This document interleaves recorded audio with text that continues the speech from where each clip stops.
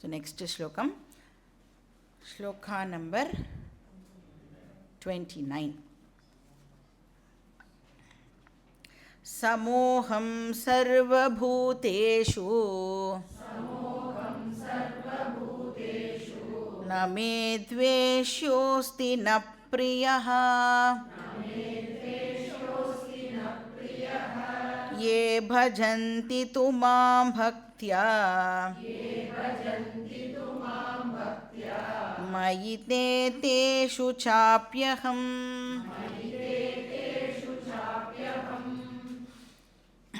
இப்போ போன ஸ்லோகத்தில் வந்து நிஷ்காம பக்தர்கள் என்னையே வந்து அடைகிறார்கள் அப்படின்னு பார்த்தோம் இல்லையா? அப்படின்னா சகாம பக்தர்கள்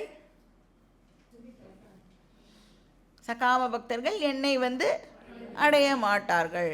ந அனுஷோச்சந்தி பண்டிதாக அப்படின்னு 2வது அத்தியாயத்தில் பார்த்தோம். ஞானிகள் துக்கப்படுவதில்லை அப்படின்னா என்ன அண்டர்ஸ்டாண்ட் பண்ணிக்கணும்? அஞ்ஞானிகள் துக்கப்படுவார்கள். அதே மாதிரி நிஷ்காம பக்தர்கள் மாம் உபைஷ்யசி என்னை வந்து அடைகிறார்கள் அப்படின்னா சகாம பக்தர்கள் என்னை வந்து அடைவது இல்லை. இப்போ 2 பேர் இருக்கான்னு வச்சுக்கோங்க. ஒருத்தரை மட்டும் பார்த்து நீ ரொம்ப இன்டெலிஜென்ட்டாக இருக்க அப்படின்னா என்ன அர்த்தம்? அந்த மாதிரி தான் கிருஷ்ணர் இங்கே இன்டைரக்டாக சொல்கிறார். சகாம பக்தர்கள் வந்து என்னை வந்து சேருவது இல்லை. அப்போ நம்மளுக்கு வந்து பகவான் வந்து ஒரு வேளை பார்ஷியாலிட்டி பார்க்குறாரோ? நிஷ்காம பக்தர்களை மட்டும் தன்கிட்ட சேர்த்துக்கிறார், சகாம பக்தர்களை வந்து தன்கிட்ட சேர்த்துக்க மாட்டேங்கிறார் அப்படின்னு நம்ம வந்து பகவான் ஒருவேளை நம்ம டீச்சர் மாதிரி, டீச்சர்னா ஸ்கூல் டீச்சர் மாதிரி பார்ஷியாலிட்டி பார்க்குறாரோ அப்படின்னு நம்மளுக்கு ஒரு டவுட் வந்ததுன்னா அதுக்காக தான் பகவான் இங்கே வந்து சொல்கிறார், அந்த மாதிரி பார்ஷியாலிட்டி எல்லாம் எனக்கு பார்க்கவே தெரியாது. ஏன்னா நம்ம பார்க்குறோம் நிறைய பேர் இப்போ வந்து நிஷ்காம பக்தனை விட சகாம பக்தன் வந்து எக்ஸ்ப்ரெசிவாக இருப்பான். என்ன வேலை பண்ணினாலும், அதாவது அந்த லிப் சர்வீஸ்ன்னு சொல்லுவாள்ல, பகவான் அப்படியே கோவிலில் போய் உட்காந்துட்டு அப்படியே அழுன்னு அழுது எதுக்காக அழறானா மோட்சம் வேணும்னு அழமாட்டான். என்னத்துக்காக அழுவான்? அவனுக்கு எத்தனையோ வாழ்க்கையில் வந்து பிரச்சனை இருக்கும். அதனால் நீ இப்போ நீ சரி பண்ணினா தான் நான் அந்த கோவிலை விட்டே கிளம்புவேன் அப்படின்னு வந்து அப்படியே அப்போ இந்த அர்ச்சகர்லாம் இருக்காள்லாம் அவளுக்குலாம் கஷ்டமாயிடும். இப்போ போனால் தான் நம்ம எல்லாம் கதவையெல்லாம் சாத்திட்டு நம்மளால் வந்து வீட்டுக்கெல்லாம் போக முடியும், இவன் போகாமல் இருக்கானே அப்படின்னு. அப்போது ஒரு கோவிலில் இந்த மாதிரி நடந்திருக்கு. ஒரு பக்தன் வந்து டெய்லி போய் உட்காந்து அழிச்சாட்டியம் வீட்டுக்கே போக மாட்டேன் அப்படின்னு சொல்லி இந்த அர்ச்சகரும் பார்த்தார். இவன் டெய்லி இவனால் நமக்கு லேட்டாகுது அப்படின்னு சொல்லி ஒரு நாள் என்ன பண்ணார், இவன் வர்றதுக்கு முன்னாடி அந்த சிலைக்கு பின்னாடி போய் ஒளிஞ்சுட்டார் அந்த அர்ச்சகர். அப்புறம் இவன் வந்து என்ன மாதிரி என்னை கஷ்டப்படுத்துகிற இது படுத்துகிற, நீ என்னை வந்து உங்ககிட்டயே சேர்த்துக்கோ, எனக்கு வந்து இந்த மாதிரி கஷ்டம்லாம் கொடுக்காத, நீ கட்டாயம் என்னை வந்து உங்ககிட்ட சேர்த்துட்டே ஆகணும் அப்படின்னு புலம்பின்ண்டே இருந்திருக்கான். அப்போ அந்த அர்ச்சகர் வந்து சொன்னார், உன்னை நான் வந்து பின்னாடி இருக்கார் இல்லையா, அவர் வந்து வாய்ஸ் மட்டும் கொடுக்குறார், நான் வந்து உன்னை சேர்த்துக்கிறேன், ஆனால் நீ என்ன பண்ணணும், நாளைக்கு கரெக்டாக இத்தனை மணிக்கு வந்துடு, ஆனால் உன் வீட்டில் சொல்லிட்டு வந்துடு, இனிமேல் நான் வீட்டுக்கு வரமாட்டேன், நான் பகவானோட ஐக்கியமாக போகிறேன்னு சொல்லிட்டு வந்துடு, நீ திருப்பி உன்னால் வீட்டுக்கு போக முடியாது அப்படின்னு சொல்லி அனுப்பிச்சிட்டார். அதுக்கப்புறத்துலேருந்து அவன் கோவிலுக்கே வரலையாம். அப்போ இதுலேருந்து வந்து என்ன தெரியறது அப்படின்னா, பகவானை பார்த்து நான் உனக்கு இதை கொடுத்தேன் அதை கொடுத்தேன், நீ என்ன இப்படி பண்ணிய அப்படி பண்ணிய அப்படின்னா அதெல்லாம் எனக்காக என்னுடைய பர்சனலாக என்னுடைய ராகத்வேஷத்தை பேஸ் பண்ணி நான் பகவான்கிட்ட வந்து பிஸ்னஸ் பேசியிருக்கேன் இவ்வளோ நாள். உண்மையாகவே உனக்கு பகவானோட ஐக்கியம் ஆகணும்னா நீ போயிருக்கணும்ல. நான் வீட்டுக்கு வரமாட்டேன் அப்படின்னு சொன்னால் பகவானோட தான் ஐக்கியமாக போகிறேன். அப்போது வீட்லேயும் இருக்கணும், ஆனால் எனக்கு எந்த கஷ்டமும் இருக்கக்கூடாது அப்படின்னு நினைக்கிறோம். அப்போ பகவான் சொல்கிறார், ப்ராப்ளம் என்கிட்ட இல்லைப்பா, உன்கிட்ட தான் பிரச்சனை இருக்குது, உனக்கு தான் என் மேலே ரியல் இன்ட்ரெஸ்ட் இல்லை, நீ தான் மாற்றி மாற்றி பேசுகிற, நேத்தி கொண்டு பேசுகிற இன்னி கொண்டு பேசுகிற. சர்வபூதேஷு அகம் சமஹா, எல்லா ஜீவராசிகள்கிட்டையும் நான் எப்படி இருக்கேன், சமமாக தான் நான் வந்து நடந்துக்கிறேன், ஒரே மாதிரி தான் இருக்கேன், நான் யார்கிட்டையும் பார்ஷியலாலாம் இல்லவே இல்லை. இப்போ சூரிய வெளிச்சம் இருக்கே, சூரிய வெளிச்சம் வந்து எங்கேயாவது பார்ஷியாலிட்டி பார்க்க முடியுமா? சூரிய வெளிச்சத்தினால எல்லா இடத்துலையும் அது வந்து சமமாக தான் அதனோட வெளிச்சத்தை வந்து கொடுக்கறது. அப்போ இங்கே மட்டும் நான் வந்து நல்லா பிரைட்டாக பிரகாசிப்பேன், இந்த ஏரியாவில் வந்து கொஞ்சம் கெட்டவாழ்லாம் இருக்கான் அதனால் நம்ம வந்து டல்லாக இருப்பேன், அப்படியெல்லாம் வந்து சூரியனால் வந்து எப்படி பண்ண முடியாதோ அந்த மாதிரி பகவானாலையும் அந்த மாதிரி எல்லாம் பார்ஷியாலிட்டி எல்லாம் வந்து பார்க்கவே முடியாது. அப்போ எங்கே வந்து பிரச்சனை இருக்குன்னா, நம்ம வந்து அந்த கிரேஸை எப்படி எடுத்துக்கிறோம். இப்போ சூரிய வெளிச்சம் எல்லா இடத்துலையும் இருக்கிறது ரைட்டு, அந்த சூரிய வெளிச்சத்தை நான் எப்படி பயன்படுத்திக்கிறேன் அப்படிங்கிறது ஒரு தனி மனுஷனுடைய கையில் தானே இருக்கு இல்லையா?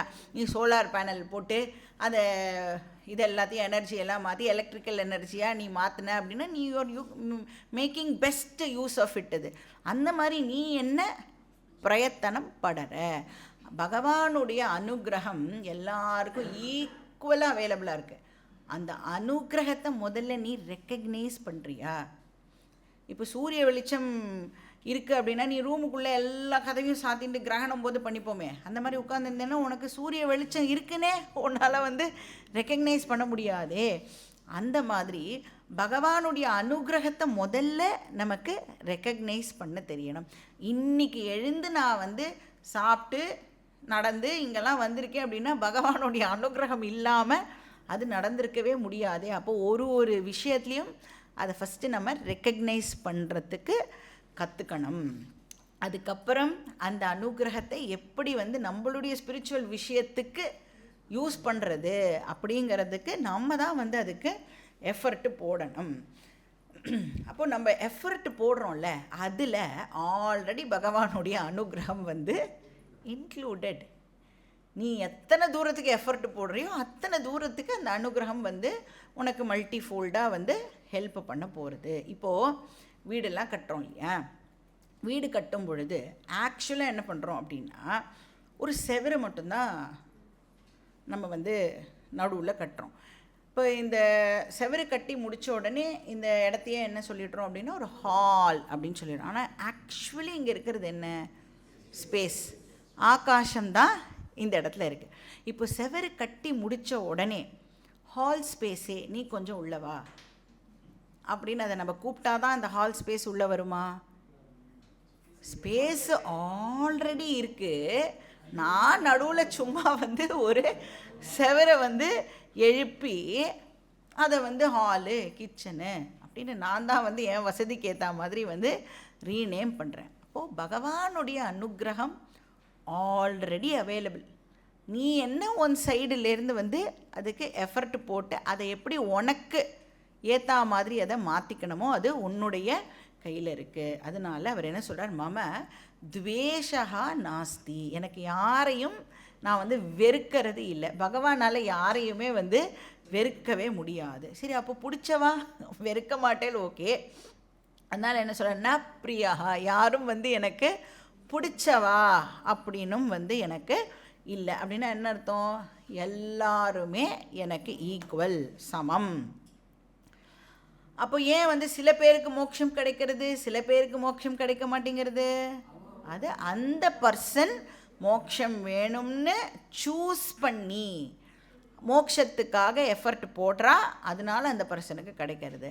பாக்கி பேர் என்ன பண்ணிடுறா, மோட்சத்தை தவிர மற்றதெல்லாம் வேணும்னு சூஸ் பண்ணி அதுக்கு எஃபர்ட் போடுறா, அதனால அவளுக்கு மோட்சத்தை தவிர மற்றது எல்லாம் வந்து கிடைக்கிறது. அப்போ நம்ம இன்றைக்கி கிளாஸில் கூட பார்த்தோம், கட்டோபனிஷத்தில் பிரேயஸ் ஸ்ரேயஸ் அப்படின்னு ரெண்டு ஆல்ரெடி நம்மளுக்கு கொடுக்கப்பட்டிருக்கு.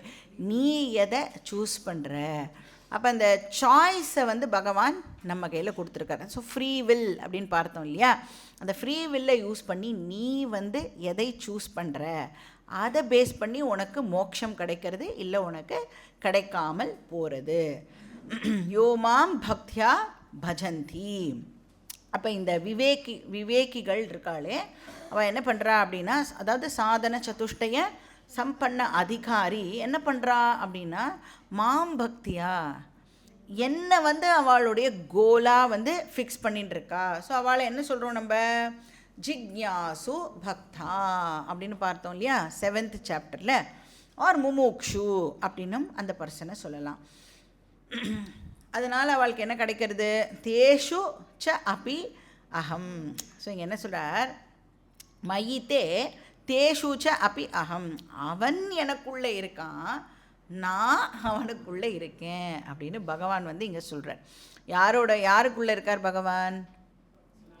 எல்லாருக்குள்ளேயும் பகவான் இருக்கார். ஆனால் அந்த நிஷ்காம பக்தன் இருக்கான்ல, அவன் என்ன ரெக்கக்னைஸ் பண்ணுறான்னா, எனக்குள்ளே பகவான் இருக்கார் அப்படிங்கிறதே அவனால் ரெக்கக்னைஸ் பண்ண முடியறது. வேற இந்த சகாம பக்தர்கள் இருக்காளே, அவளால் அதை வந்து ரெக்கக்னைஸ் பண்ண முடியலை.